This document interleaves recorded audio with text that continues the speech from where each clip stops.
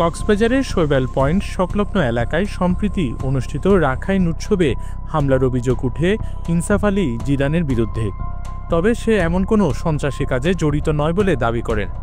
স্থানীয় ও প্রত্যক্ষদর্শীরা বলেন, সেদিন ইনসাফ আলী কোনো ধরনের হামলার সাথে জড়িত ছিলেন না।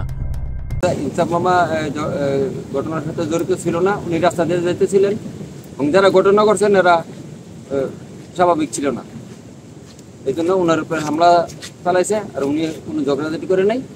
যার নামে একটা বদনামি ছড়াইছে ইবেইলা হুয়া মানুষের সকস নিরাপদ মানে আর দোকানদারে এনদিও দোকানদার আছে বিভিন্ন বিশ মানুষ হলে ও কি করে তারা নিরাপদ এখন গিয়া এবার সততা আমি মনে করি সততা আমি যেভাবে ঘটনা হইলেও আর তোমার এই এখান থেকে হয়েছিল।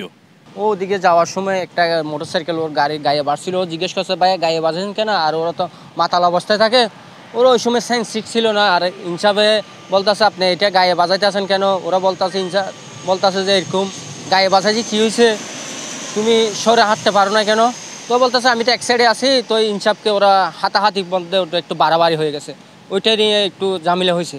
কেন বলবে ত্রাস, ওই কুকালা ওই কুকর্ম সে বাধা দিচ্ছে। এই তো ইহত ইহত মারামারি নয়, ইতারা সতের নাই করার মাঝে জন সতের নাই করার মাঝে আতে সুরা মানে আতে থাবা থাবিদের দি তারা কি করের ইয়ান হয়ে হদি তারা সতের নাই করে দাঁড়া যাইতে চাইলাম তো প্রচার করি বললাম না না হন মাই হইন আসি।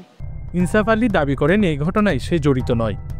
আমি তো হামলা চালাই নাই, তবে এখানে ও মাতাল অবস্থা ছিল, আমাকে বাইক নিয়ে মেরে দেয় পেছন থেকে এসে।